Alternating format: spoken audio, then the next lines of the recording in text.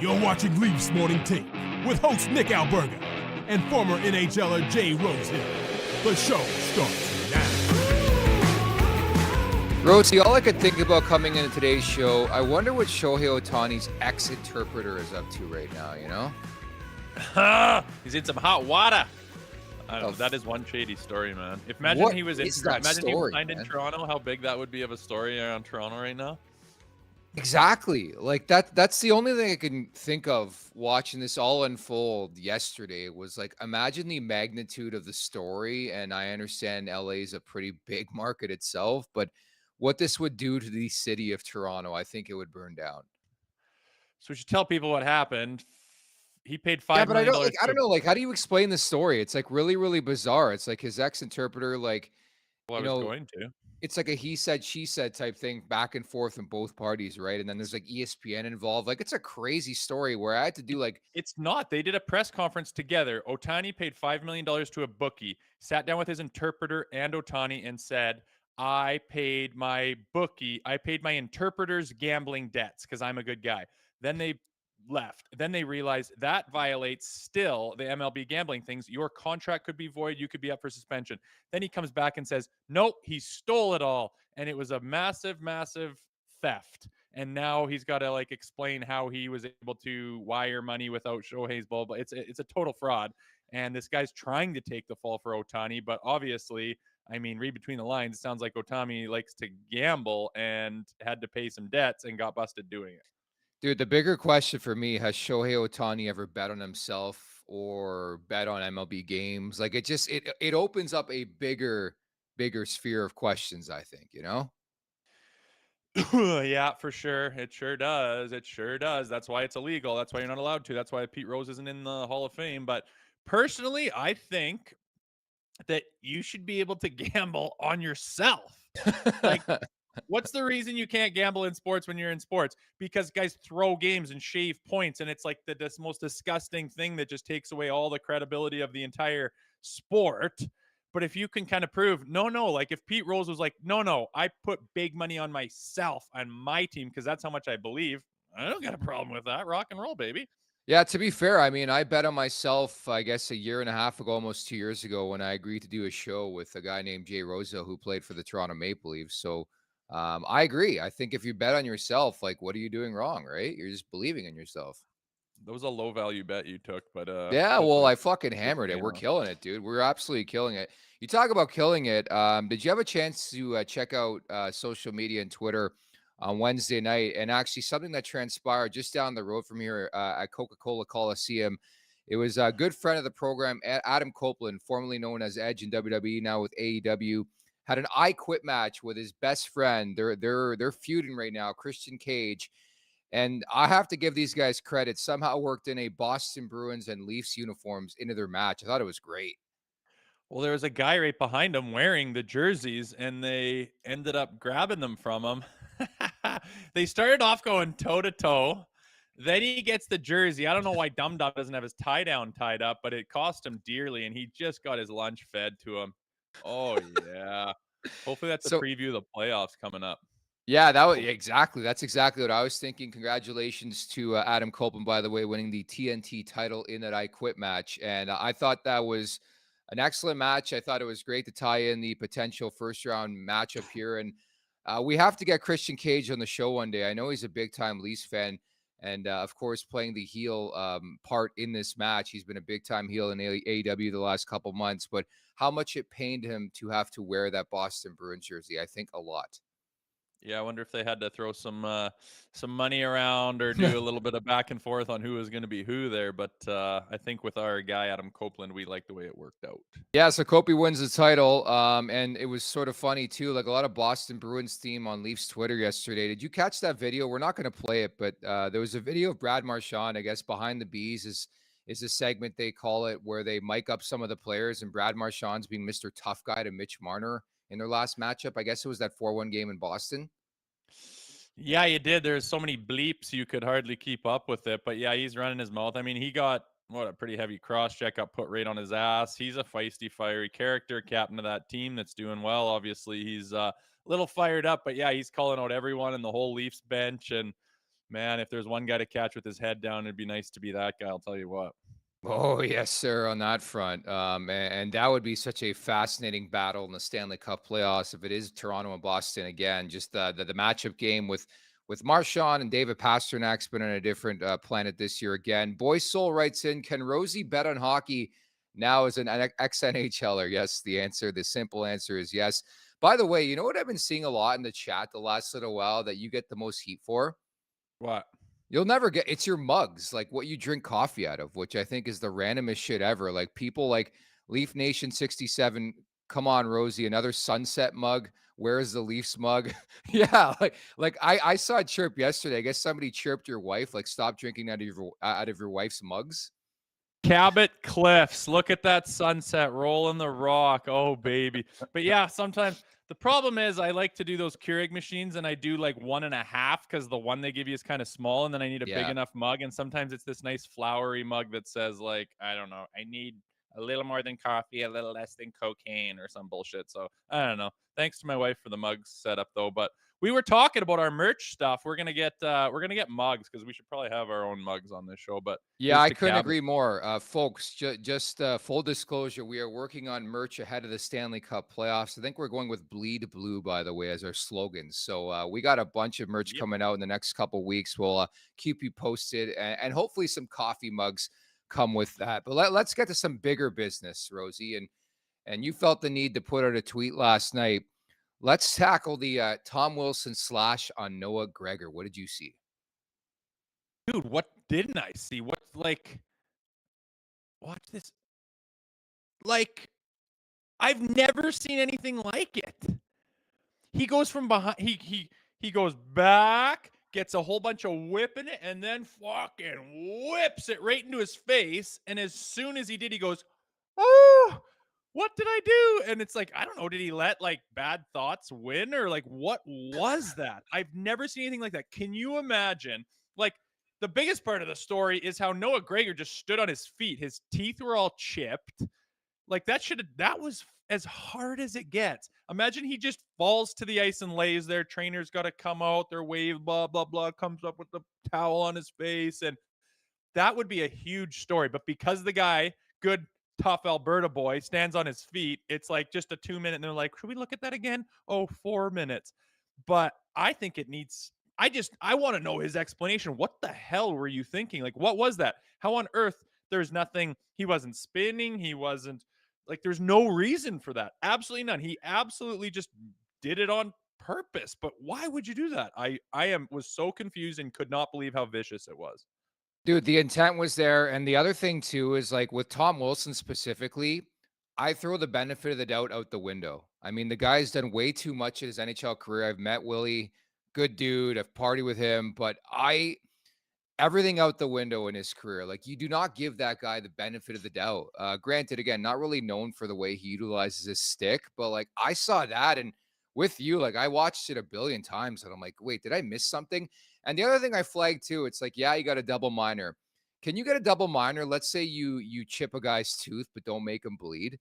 Like I think this is it's gone so ridiculous in the NHL where it's almost like guys are going full 90s era WWE trying to blade job themselves to grab the extra 2 minutes. Like, you ever watch a game and a guy's like trying to show the ref that he's bleeding? Like, I think it's the biggest joke. I remember guys like chomping on their lip, like trying to Yeah, just screw it and just take their eye tooth and just crunch down and then just spit out some blood. And there's an extra power play. I think it's the dumbest rule in the world because, like you just saw, that slash, that whatever you want to call that on Tom Wilson didn't draw any blood. But some guys just have a little hamburger chin and just a little tick makes them bleed. And that's a 4 minute. So it's a stupid rule drawing blood. Like, I can't believe that's still a thing. It should just be like, how bad was it? And the ref gets to decide, no, that's a double minor. Obviously, not a perfect system, but better than did you draw blood or not? Really weird. I would love to hear his response on what was going on there. Like, did you just black out? Did you just, because Noah's kind of like, they're kind of going into the corner for the puck and Noah's stick's kind of behind him up around here, maybe on Wilson, but it happened so fast. Like, before that even happened, he's already winding up to just whip his stick full Like if you were going to throw your stick across the arena as far as you could, and it was a contest to see how far you could whip it and throw it, you'd do what he did, except he did it right into a guy's goddamn face. I couldn't believe it, and can't believe Noah was on his feet still and didn't sell job that, and that he basically got away with it. There might be a $5,000 fine. Who gives a rip? But like that's as bad as I've never seen something so vicious result in basically like nothing. Like no, there was nothing that came of it. It was really weird. Yeah, there was no reaction. It reminded me like Matt Sundin, I think it was in the playoffs all those years ago, threw a stick in the crowd. Like it was just like Oh yeah. we saw it and we're like, wait, did we just see that? And then social media was ablaze because it was Tom Wilson. But mark my words, man, if that was a Toronto Maple Leaf, it would have been unsafe to go on Twitter on Wednesday. Like you thought the Shohei story was big. That would have been like throw the book at Gregor or whoever it was, give him the rest of the season. But you sort of just park it. You like, it's weird to me, everything that happens against this team. And it's like, but then you try to find some comparables. Like, I think Trouba was out there. Like, it's happened before, but, they always say you have to have proper handling of your stick, and it's part of your equipment and what you use. And there's no, like, I don't know what you would tell the league in that scenario you were doing if you're Tom Wilson, Me neither. That's my biggest quip. Like, what is his excuse for that? It just there's no way I can try giving him the benefit of the doubt. Like, how did that happen kind of by accident? It's just he's in complete control. He's on his feet. The guy's right in front of him. He comes back, whips it, and just fucking whacks him as hard as he can in the face. Like, I don't understand how you could justify how that was accidental, how it was not. The only thing that makes sense is he just lost his mind for a quick second, then realized maybe he wanted to get him up around the waist. I don't know. It was insane, right in the face, like as hard as you possibly can. Chipped his teeth and stuff. Like it sucks chipping teeth. You might need root canals. Then that thing's gonna go turn gray and be dead. And then what do? Do you yank it? Oh my god, a nightmare just from chipping a few teeth. I would love to hear his explanation. It was very bizarre. And then even seeing Gregor on the bench, he looked over to his teammate. And I think he was trying to be like, hey, are my teeth fine? And it's like, dude, they're slanted like this. Like so a piece of your tooth is on the ice there. But it just it shows you why a lot of players choose to the end of their career to fix their teeth like you did, right? I mean, you're still doing dental work. I got one left. 2 Oh, weeks, I'll be 100%. I got five up top, and I thought I was done, but like you said, this one chipped off. They tried to save it. 5 years later, I got to do the whole surgery, pull it all out, do an implant, bone grafting, all from hockey, and it's that's why you don't swing your stick around like that. It's crazy. I if it was the Leafs, people would still be talking about it. There'd be a big spotlight on it. They can't get away with much, no question. I mean, the biggest thing that he's got going for him is the fact that Noah Gregor didn't make a big deal about it. I Like, know. he stayed on his feet. Like 99% of the NHL takes that. They're on a fucking stretcher. These kids are so soft these days. They love laying there. Throw the gloves off. Bastian might unclip his helmet and then lay down for a little nap for a while. Oh my goodness. Noah Gregor. Good thing he did that to a good Alberta boy, or he'd be still laying there right now, and that guy'd be in the fucking slammer. Unbelievable how it worked out, and I don't think much is going to come from it. I love how you're taking shots at Bastian again after he DM'd you after the first time he took a shot at him. But hey, let's do it again. Yeah, I think if that's Timothy Stützle, widely regarded as the biggest diver in the NHL right now, like he's in the fourth row probably. Seriously, crazy. If he made a big production out of that, there'd be a lot more consequence. Tom Wilson's very lucky that Noah Gregor handled it the way he did, because that was vicious. Ashley writes in, it's a reckless play. Fuck Wilson. I could not agree more on that front. Although, again, I would love him to be a Toronto Maple Leaf one day. You just never know. We got Mr. Game 7, Justin Williams, on today's show. I know, that'll be cool. Pick his Yeah. brain about what it's like going to the playoffs. Maybe he can give some good juju to this team going into the playoffs. Instead of taking a large dump in their pants, they can actually perform this year. Oh, it's a giant moose. It's like a Taco Bell diarrhea in the playoffs for this team. And that's why I wanted to get Justin Williams on the show. I want to talk about the clutch factor. Are you born with it? Is it an acquired skill? So Justin Williams coming up in about 15 minutes at the Leafs Nation 401 here on YouTube, at the Leafs Nation 401. Once again, please hit that subscribe button, that like button, Leafs Morning Take. Wherever you find your podcast, brought to you by DoorDash, it's time for the appetizer. For a limited time, our listeners can get 25% off, up to $10 in value, and zero delivery fees in their first order of $15 or more when you download the DoorDash app and enter code NATION25 That's code NATION25, uppercase for that, by the way. 25% off your first order with DoorDash. Offer valid in Canada, subject to change. Terms apply. So a nice response game for the Maple Leafs, a 7-3 victory. Again, I talked about that spot for Washington, didn't like it. Hammered the Leafs last night. First game back after a 5-game Western trip for Washington, and the Leafs jumped on them. That's the big story for me. The first period, the second period, they scored early and really threw some doubt in their opponent's mind. Yeah, man, they were in control from start to finish. A total response, a complete 180, a Jekyll and Hyde situation, but not, you know, park that Philly game. It's just, you need consistency. You need to be able to find your game all the time. I don't know what that Philly game was. It's still just lost in my mind of what the hell that was, but a great response last night. And, they dismantled, the Washington Capitals, and the big boys were going. Other guys stepped up defensively. They were pretty darn good. And that is how you handle a 60-minute effort. And the big goal to me was the McMahon goal. Ovi gets them to when they're in, are the Leafs going to collapse? Are they going to give it back? No. Continue to press, shut the door, spread the lead, and just continue to pour it on. That is what we're talking about, man. You get a lead, you have killer instincts, step on their throat, put the hammer down, see you later, blow them out of the building. It was very nice to see a good response. It's so funny. Every time there's like a whisper that what's wrong with Austin Matthews, he sort of responds with a game like this. And again, there's been talk out there, this guy can't pass the puck. He's all shot. He's all goal. He misses Marner, blah, blah, blah. Well, yeah. How about 2 goals and 3 assists, up to 57 tucks on the year, his 16th multi-goal game of the season. Again, I put zero stock in any line combination for Sheldon Keefe, but the Domi Matthews-Bertuzzi connection was electric last night. 3 goals, 7 assists, 10 points for that trio. Yeah, it was. I really know, like, Bertuzzi's like heating up. He's finding the right spots and he's able to finish. Just something he just wasn't, do call it snake bitten, whatever. The beginning of the year just didn't have it, and he's definitely turned that around. He seems to be everywhere, lots of chances, and he buries on a lot of them, which is huge. But what stood out to me was Domi. I mean, he was finding Matthews. He was finding him. He knows where he likes to be. Like, no look passes. Like, he likes to score right down the middle. He likes to come down Broadway and score maybe a little bit off to the side, but he's not like Ovi, who's right over on one side. He's not like Draisaitl, who's right down by the goal line on the other side. He kind of likes to come down Broadway, and, those tendencies, you need to play with people who know where you like to be, and it seems like Domi knows where this guy likes to be, and they have chemistry. And to me, people are saying, well, Marner, what are you going to do when Marner comes back? Like, what do you mean? What are you going to do? You're not going to do anything. You're going to put Marner with the plethora of other talented players that Marner can play with, and you're going to leave the hot chemistry line alone. Why? You're not going to break them up. The problem with having Marner and Matthews, where they are the only ones that can hook up and they're only at their best when they're together, is you can put a shutdown line in the playoffs on those guys and make it very difficult, frustrate them, and there's not enough meat to go around the rest of the lineup. You spread Matthews and Marner out, and they're both running and clicking on all cylinders.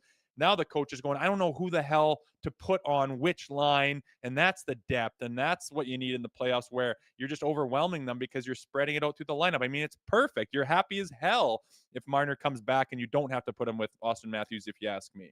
I guarantee Domi Matthews-Bertuzzi is not aligned by this time next week. I guarantee it. I'm not even entertaining the conversation. Mitch Marner's going to come back. They're going to put him with Matthews. I think it was one hot game. They've had so many trios like this. Remember that Domi third line that he centered like 2 months ago, and we're like, they're never splitting up. Well, like 2 weeks later, they split up. Again, I'm not putting much stock into it. I think it's great to see. I think most importantly, Domi and Bertuzzi, remember those conversations? These guys just don't fit in this market. They suck, blah, blah, blah. They've been really, really good. And I think it's great to see these guys running into form the way they have been the last little while and trending in the right direction for the Stanley Cup playoffs, where depth scoring is so important. You talk about that. Maybe remember 2 months ago, it was like core 4 scores or the Leafs don't win, but the depth scoring has really picked up. Bertuzzi, 9 goals in the past 16. Bob McMahon, 9 goals in the past 18. Domi's been chipping in. That whole Bertuzzi thing was weird, by the way. Like, he doesn't play a shift until like the 9:30 mark. Apparently he wasn't feeling well. And obviously they wanted to give a reset to TJ Brodie, which we'll talk about. Reeves couldn't play because of the eye problem. It was really, really bizarre stuff. But once Bertuzzi came in the game, he was actually really effective. He's been a great story. I know it was weird. Everyone's like talking about other coaches that have benched a guy for missing meetings and stuff. It seemed odd, but I couldn't really. I'm like, why would this be happening? This is really weird. But I guess that is the most logical explanation. Like he's like, I might puke here. Okay, we'll take a couple shifts off. He's like, shit, I'm like nauseous. Trainer hammers you down with a bunch of Pepto or whatever the hell, and all of a sudden he's like, it passed, it went away. I mean, that happens, so makes sense. I won't put too much stock into it. But my question for you is, Yeah. if Sheldon Keefe puts the lines in a blender and changes them all the time, the only rational explanation would be he's trying to find chemistry. He's trying to find a combination that works, correct? Yeah. So if I he think. finds something last night that clearly is just chemmed out your ass, which is Matthews, Domi, Bertuzzi, and he breaks that up, then all credibility is just out the window for where his head's at and why he does what he does. If like everyone hates, like everyone, including the players, I'm sure, hates the blendering of the lines and the constant change and the not playing with the same guy for any expended amount of time, and then you find it and he still mashes it up, then I am stepping up to say I have a huge problem with Sheldon Keefe at that point in time, because there's just no rational explanation for it at that point. So I'm going to Yeah. wait and see what he does. I understand Marner's coming. It's a big deal, but like I just described, that's not a bad thing to not have to put Marner right back with Matthews. Try to get Marner. He's a disher. He can dish Nylander all day. You get the puck to Tavares. Yarncroke's going to get whatever you want, but that's going to really piss me off if he breaks that up again. I'm going to throw my hands up and say I'm done trying to figure out what this guy's doing, because he clearly is not looking for chem, because he gets it served up on a platter and changes it again. So I'll be watching for that. Did I miss anything? Did they announce today that Marner's returning or something like that? Not to my Was there anything out knowledge. there? Pardon me? Not to my knowledge. Oh, okay. Okay. No, I just wasn't sure if I'd seen that today or not. I saw something trending, but yeah, we really haven't had an update on Mitch Marner. It doesn't sound like he's anywhere close. They got Edmonton coming up on Saturday, then they got Carolina Sunday. But yeah, I couldn't agree more with you. I think if you find something that works, why deviate from that? But again, you just never know with Sheldon Keefe. That line was really, really good. Under the radar, too, John Tavares, rumors of his demise and his regression. Obviously, bullshit, because he gets a goal and 2 assists the last 3 games, 3 goals, 5 assists, 8 points. And it's just like, oh, man. That's why I love John Tavares. Doesn't get too high, doesn't get too low. I thought he was really good against Washington. Yeah, I mean, lots of guys look good. They look poised. They looked in control. They don't look scrambly. They don't look lost. They don't have that dumb blank frickin' stare on their face, and they're not having shit body language where everyone's kind of lost. Like, the turnaround in one night is just incredible for this team. And I know that any team can beat anybody and everyone has their bad, but from what they showed on Tuesday to last night, I mean, I'm not sure you can find two opposite ends of the spectrum. It's quite wild, but I don't want to harp on it, but chalk it Yeah. up to a rough night and move on like they did. And, I'm feeling positive that they're able to turn it around that quick. And I just want them at this point in time to figure out and like find actual consistency on what is it that makes us, have our best. What is it? What is said? What's the mentality? What are guys doing in the room? What is the preparation? What does the practice look like the day before?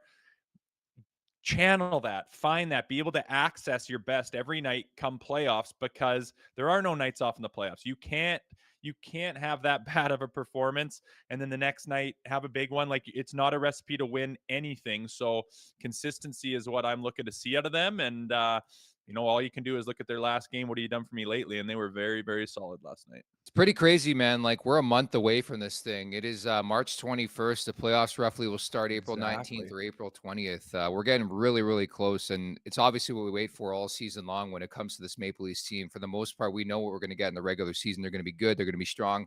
They're going to make the postseason. And now it's like really time to find out what this team is made of. Connor Timmins back in the lineup, first game since January 24th with mono, +1, 1633. Nylander gets 1 and 2, the 7th player in the NHL to hit the 90-point plateau this season. Could be the only Leaf that gets to 100 points this season. Joseph Woll makes 18 saves, the third Leafs goalie to 10 wins this season. What'd you make of Woll's night? Pretty good. That one bouncer off the back boards, that one sort of ugly one. was what it was. Not the best one, but aside from that, maybe Ovi's one from the side. I mean, I think it was McCabe on that. Oh, remember how about how unbelievable that is? That what was it, Dowd or something was in, like, you're wide open inside the hash marks, right cock center, and you're just like, not even like, I paused it and he's facing Ovi, like his right shoulder is looking at the goalie, like not even an attempt to shoot that puck. I've never seen anything like it. Crazy. And there's a goalie or there's a defenseman laid down on Ovi trying to take that away, and he still dishes it to him. And then I think it was McCabe got up and, like, I don't know if he screened wall or what, but then he steps out of the way and he's able to bury that. Ovi, just the greatest goal scorer of all time, but it's just hard to believe that you can't take away that half a net. But anyway, pretty solid with Wall. I like how he's poised and he's in place and he just looks solid and calm, where sometimes Sammy gets sliding around a little bit, and it always seems like once he's sliding, there's more second chances and rebounds and second chances at a goal, which oftentimes end up going in. Not knocking Sammy, but he seems to slide around a little bit. I like how Woll just has that calm presence and poise in the crease. Yeah, it's going to be quite the battle down the stretch to see who starts game one of the Stanley Cup playoffs. But I think the effort that we needed and they needed from Joseph Woll specifically. So we'll see over the next couple weeks what transpires. You would think they're going to split coming up this weekend, home to Edmonton, then at Carolina coming up on Sunday. This segment is brought to you by Tim Hortons. Roll Up to Win is back for Tim's 60th anniversary. And to celebrate their big year, you can win some big prizes like an all-electric Volkswagen ID4, a sun-soaked Hilton getaway, and cash with a daily jackpot of $10,000. Play today on the Tim's app. So it finally happened yesterday. TJ Brodie made a healthy scratch. I would go full reset with this guy, similar to what they did with Ilya Samsonov. How would you play it? Yeah, I mean, the proof's kind of in the pudding. Everyone's been calling for it. I don't want to hack on the guy. He's been kind of atrocious, right? He's been a liability. He's been a big chunk of the pie on why they've lost games, which is just kind of unacceptable, right? And I think you got to take a page out of John Tortorella's book. We're going with the lineup that gives us the best chance to win. I don't care who you are. And that's just what it's got to be. It's the NHL. It's not about feelings and it's not about friendships. And I know Sheldon Keefe doesn't want to put a guy like TJ Brodie. He's got, the tenure in the league and the experience, and he's been there a long time, and he's been very capable, and he's got a good salary and contract they're paying him. But it doesn't matter. It's the NHL. If you've got someone that gives him a better chance to win, and that you cannot say that they haven't given him a fair shake. You can't say they haven't given him a chance to get his feet under him or to reset. He has just been just flat out bad, and it's kind of getting worse. And what that, for the reason of that, I don't really care. It's irrelevant if it's if he's hurt or if he's lost a step or if he's not in shape or if he's got personal problems at home. That's all great. But it's the NHL. The only thing that matters is how are you performing, and he's not performing at all. So you have to take him out of the lineup. As soon as you did, you got instant results, and defensively that game was so much better than the night before. The proof's in the pudding. Like, you can't play. There's going to be times where, maybe someone's injured or something, and you get back in and you can try him and you can have a chance to maybe see if there's been a big change. But in my mind, Brodie's the guy looking out, waiting in the wings, trying to get back in the lineup. But I don't see one single reason why you would get him back in right now, because he does not give you the best chance to win, plain and simple. I couldn't agree more. Long overdue with that decision. I can't believe it took this long into the season before they're like, you know what, we got to take a step back. I think they got a comparable answer and an example in the form of Ilya Samsonov, how maybe just a couple games away from the ice could do a guy good. I mean, you could speak to this, the vantage point, and this is no disrespect, the vantage point of the press box and what that can do to a player, some time off, some R&R. Like, it's obviously been a very stressful season. I think on top of that, we're post-deadline where they have right now 8 healthy defensemen, 9 once Mark Giordano is ready to come back, which I think is a blessing in disguise, but also affords you the opportunity to be able to pull off a move like this too, right?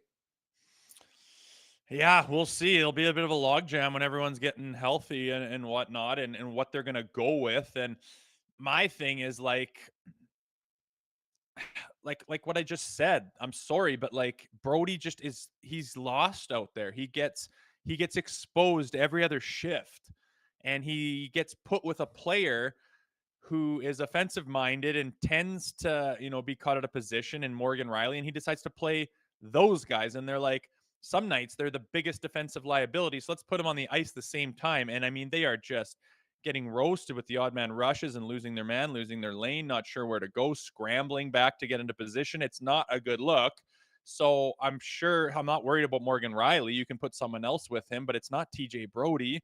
And I don't think you can put Brodie with anyone to make up for that. He's the guy that's got to be the maker-upper, and he's the one who's left and lost and exposed. So in my mind, he just can't be in the lineup until something drastic changes. But with Gio getting healthy and it getting, heavier back there, I can't say anything. I don't like to say it, but he's got to be the odd man looking in.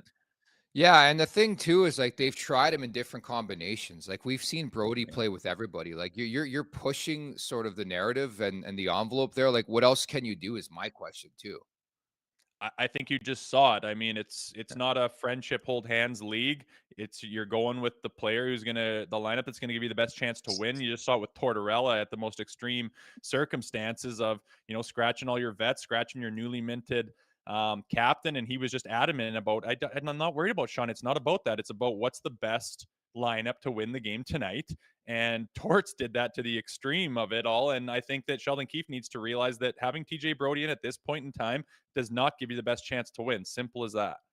They won the game, and I'm sure we won't see Brodie again coming up on Saturday. This interview is brought to you by Douglas, named Canada's best mattress on Canadian living.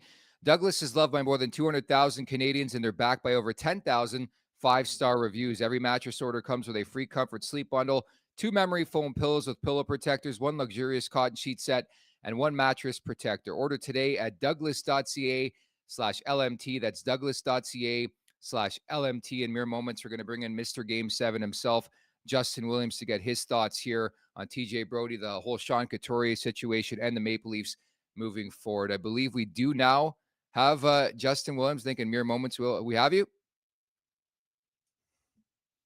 We cannot hear you.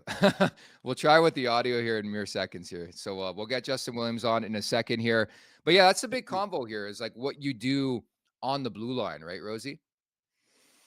Yeah, big time. I think Willie might be muted there. I don't know if we can try to unmute. That's usually the problem. But yeah, man, the back end is it's up for grabs right now. And TJ Brodie's doing nothing to keep himself in the lineup. Gio's coming back. I mean, we've touched on it. I want to get Williams' approach on that.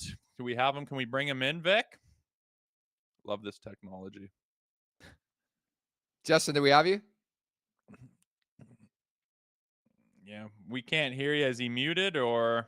Yeah, if Justin, you want to reset maybe and try to come back in, that'd be great. Thank you. So yeah, we're trying to connect here with Justin Williams, Mr. Game 7, just to get his thoughts on this Maple Leafs team. Has been doing some excellent work with the panel on Sportsnet, Monday Night Hockey. So it's always good to pick the brain of a legend like that too, you know?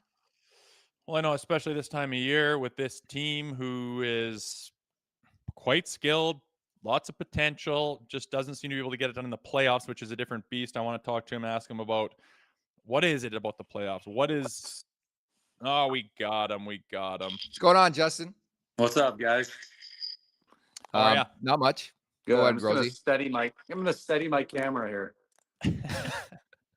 All right, so we'll kick things off. Appreciate you taking some time today. Been doing some excellent work with Sportsnet. Obviously, a phenomenal career, one of the most clutch players of all time. What's been your read on this Maple Leafs team? Obviously, a big-time victory in Washington on Wednesday night.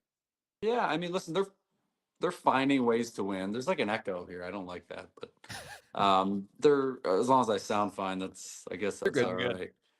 But listen, they're finding ways to win. I mean, you can see Washington, especially last night, they kind of made it close a couple times, and then the Leafs just kind of pulled away late. And that's what good teams do. Hockey's a 60-minute game, sometimes 60 plus, and it takes some time sometimes to push teams out, and they did that yesterday. So, yes, they're going to be in playoffs. They're going to have a tough first round matchup. But it doesn't really matter when you get to the playoffs. Every matchup is tough. Well, I wonder, this team's been solid, lots of potential, big regular season success, and it just can't find that extra gear in the playoffs. In your experience going deep, what is it around this time of year that you're trying to accomplish to get ready for that day one of playoffs? Well, I mean, I think everybody talks about that switch, right? Is there a playoff switch? And there has to be.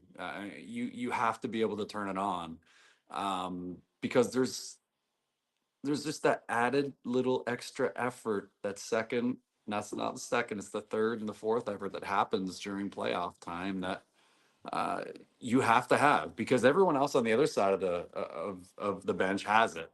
Everyone tries that little bit extra harder come playoff time, and there's that extra added resilience that the best teams always convey at the best possible times. So um, the Leafs are capable of doing it. They have very capable players, competitive players, a really good team. Um, it just so happens that they've run into some tough opponents, I would say. Willie, I've always wanted to interview you and ask you this question. As mentioned, you're widely regarded as one of the more clutch players in NHL history. Do you think that's something you're born with, or do you think it's like a trainable, acquirable type skill? Uh, well, I guess I think to answer your question, I guess a certain part of it is inborn in your brain, but a lot of it results from the environment that you surround yourself in. I was able to surround myself with really really great leaders, with really really great players, and those guys really helped mold me into the player I wanted to be. But I always had that in me, the I want to be the guy attitude, the not going to be denied attitude, you might be a better player than me, but tonight I'm going to outplay you. And the rest of it doesn't really matter, because playoff time and big moments, you don't have to be great for 82 games. You got to be great every time you get on that ice. And you have to outcompete the other team every time you get on that ice. And just as I alluded to at the start of this, you have to push teams out. And sometimes it takes 4 games, but you got to go into playoff series thinking it's going to be 7. Sure, Willie. Well, you played with Ovechkin, and we saw a face-off last night. Austin Matthews well on his way to being one of the greats, but Ovi it's probably less of a conversation than it was at the beginning of the year. He's going to be the greatest goal scorer of all time and past Gretzky. When you played with him, what is something that we don't maybe know about Ovi that makes him so damn good at scoring?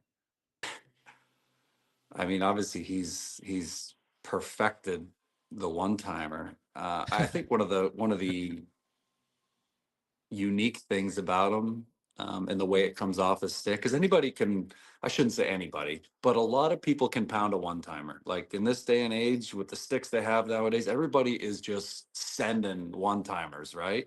Yeah. What kind of sets his apart is the release that comes off his stick and the curve that's on his stick. He's got a very unique curve for those that kind of don't know.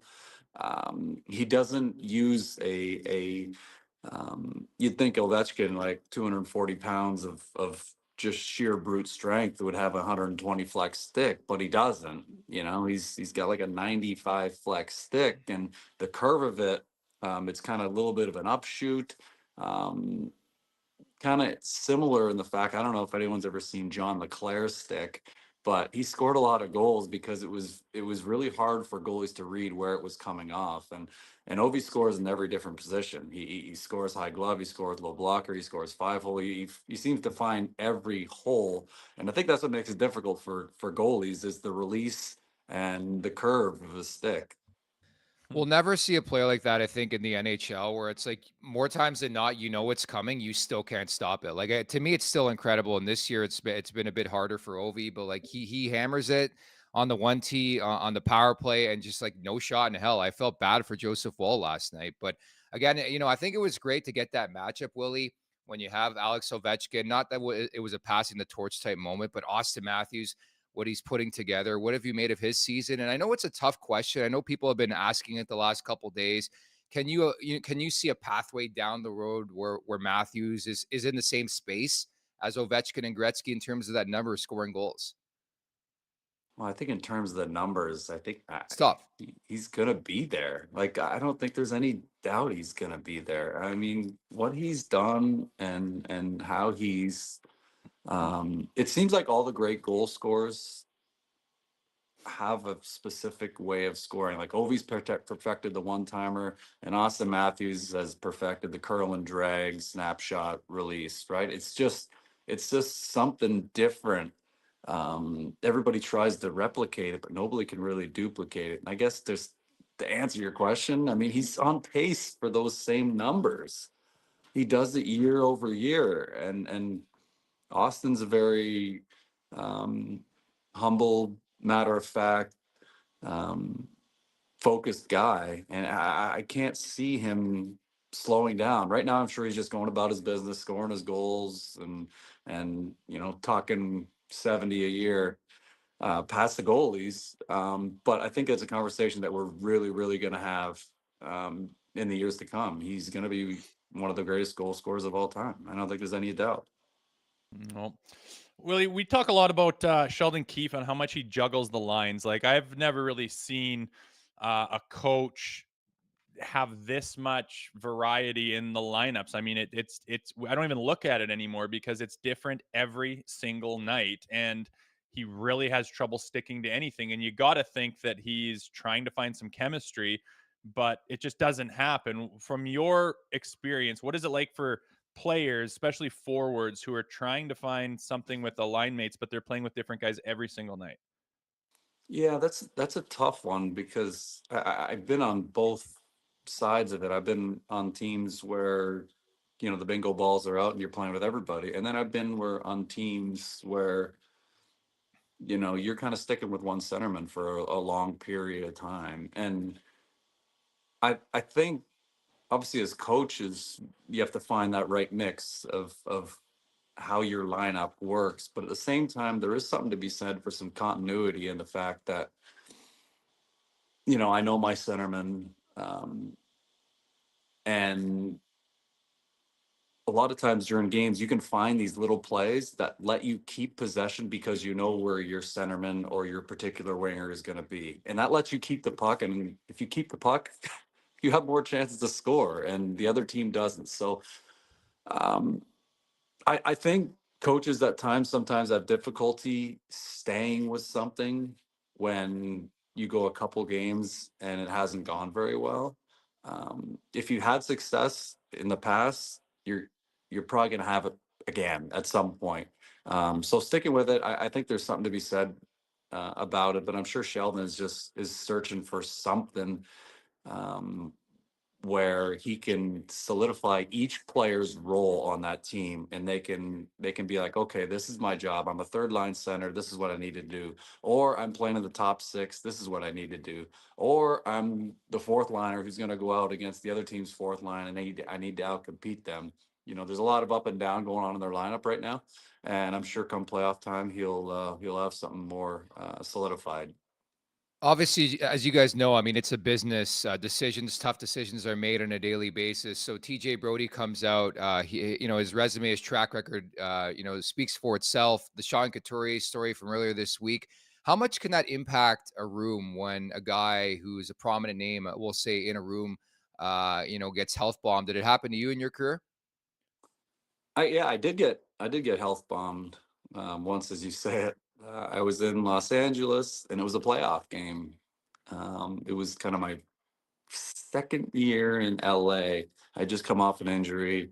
I wasn't as effective as I needed to be out there, and I got healthy scratched, and it was embarrassing, eye-opening, but at the same time, you're able to do some self-reflection on watching the game, and sometimes you lose sight of what makes yourself successful. And there's a reason you've become in the conversation. It's not just that, well, one morning they wake up and say, you know what, TJ Brodie's not playing tonight, or Justin Williams not playing tonight. It's a continuation of a pattern that hasn't resulted in good um, results, for a better word. So TJ, I think, is a great player, and he's going to be playing come playoff time. And I think he just needs to find it, step back, self-reflect, realize how I can do better. and then do your best job to help the team find that role, right? And he's been kind of thrown in that situation where he's been on the offside, and I know he's comfortable out there, but it's not the easiest position to play. No. Definitely isn't. Well, Justin, 3 Stanley Cups. I'm pretty sure you figured it out in your career. Really, really appreciate your time, man. Thanks so much for this. Yeah, boys, no problem. Thanks, really Take care. appreciate it. It's the pride of Coburg, Ontario himself, Justin Williams. I did want to ask him, which we didn't get to, and maybe next time we get him, like, was he ever close to becoming a Leaf? I love to ask, like, local people if, like, was there ever a chance where you almost a Leaf? I love hearing those stories, you know? Yeah, it is funny when a guy you'd never like think or consider, you didn't Yeah. hear the buzz or didn't make it to TV or whatever.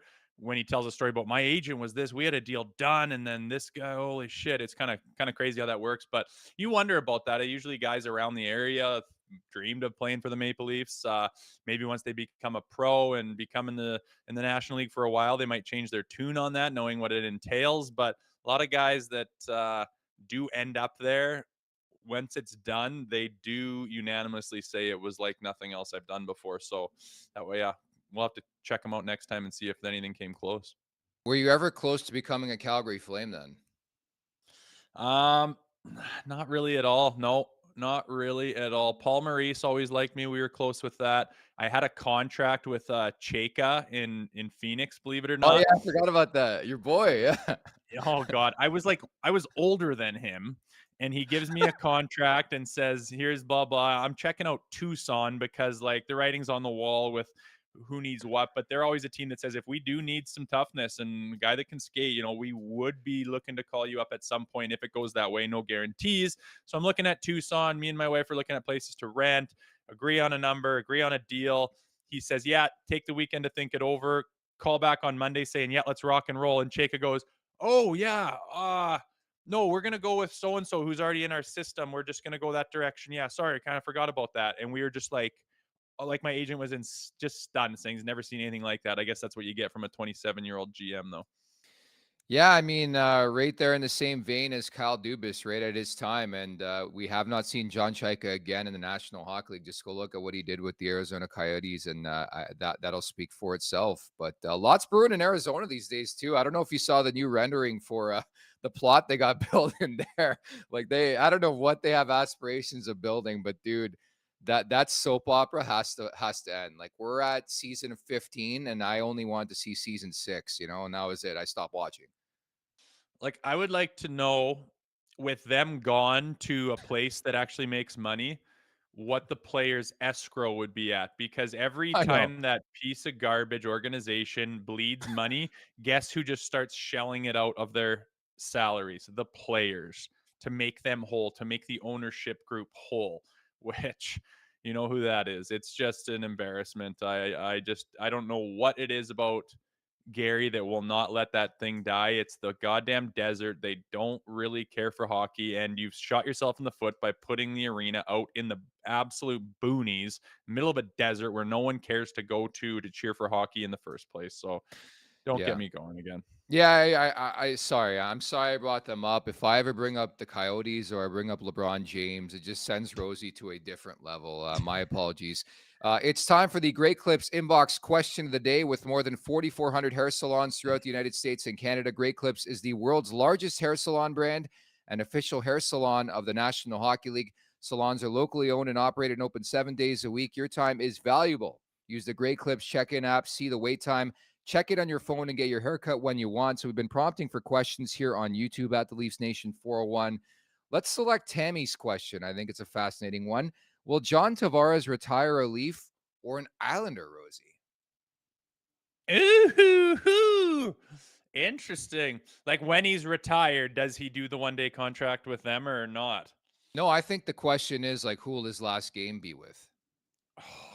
I don't see him going back to, I don't know, maybe to save face. I don't know. It depends where his allegiances lie. Like, I'm pretty sure he's set up in Toronto. It's his home.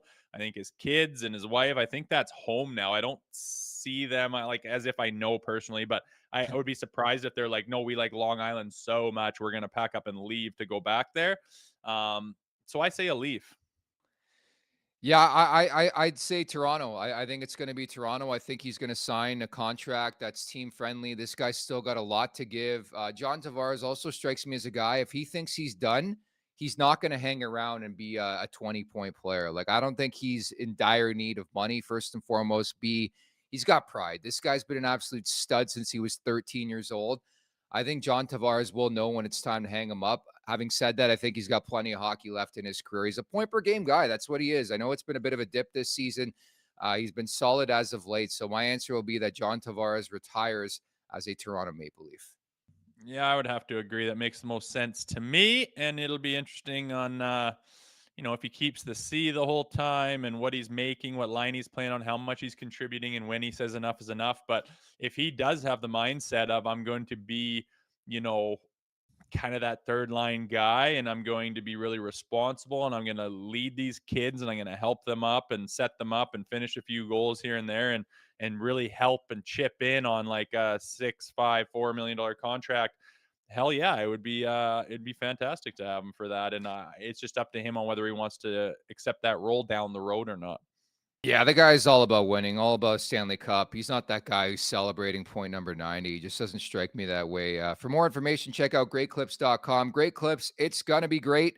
The Betano wrap-up is presented by Betano.ca. The game starts now, 19 plus. Please play responsibly. Major announcement, Betano is the official partner of Copa America 2024, taking the beautiful game to new heights in the Americas. Join Betano in their journey of passion, unity, and unforgettable football moments. Looking at tonight's NHL card, I like the Tyler Toffoli shot prop. Visiting New Jersey once again was dealt to Winnipeg a couple weeks back at the deadline. The Timo Meier shot prop.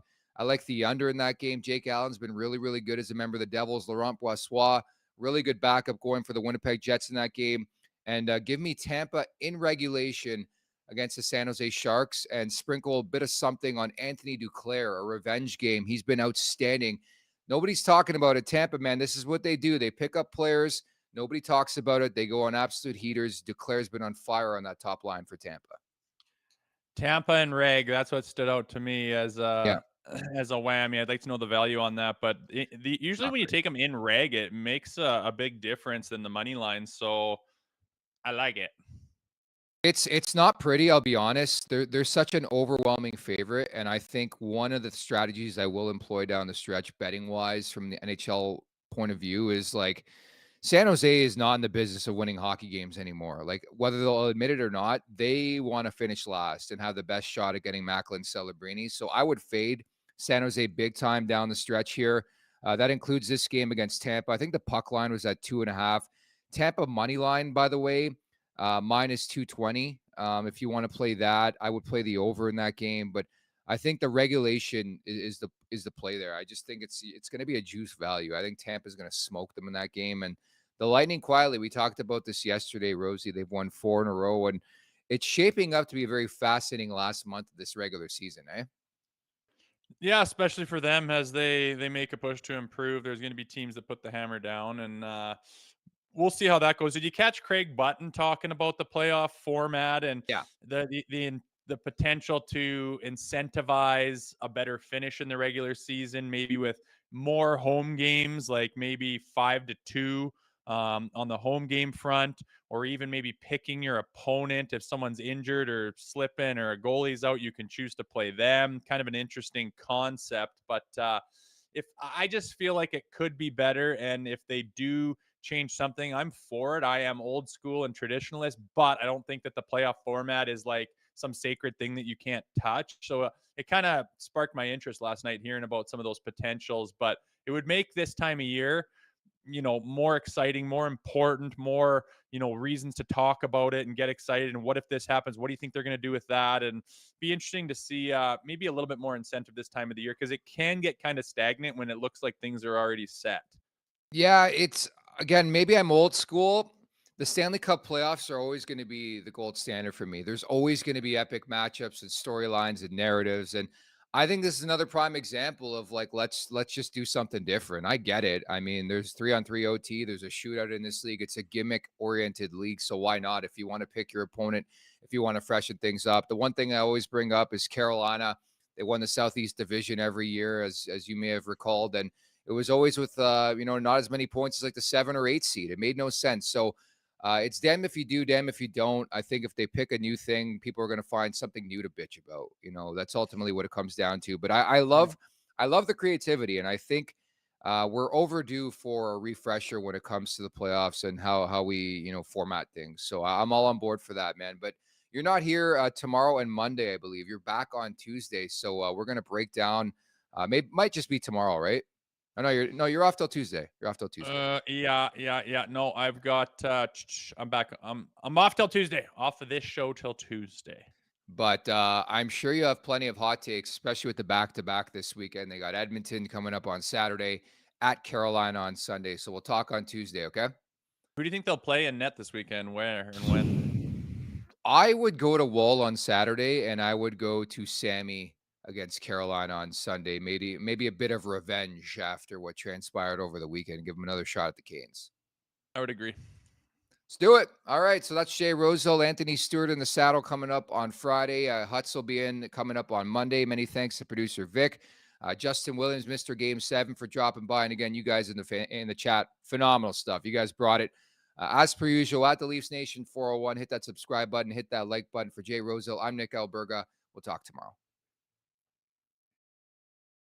Make sure to check out more of our content right here on the Leafs Nation YouTube page. We got long form interviews, we got clips, we got epic rants by Jay Rosehill. We simply have it all. And don't forget, you can find out much more at theleafsnation.com. Thanks so much for watching.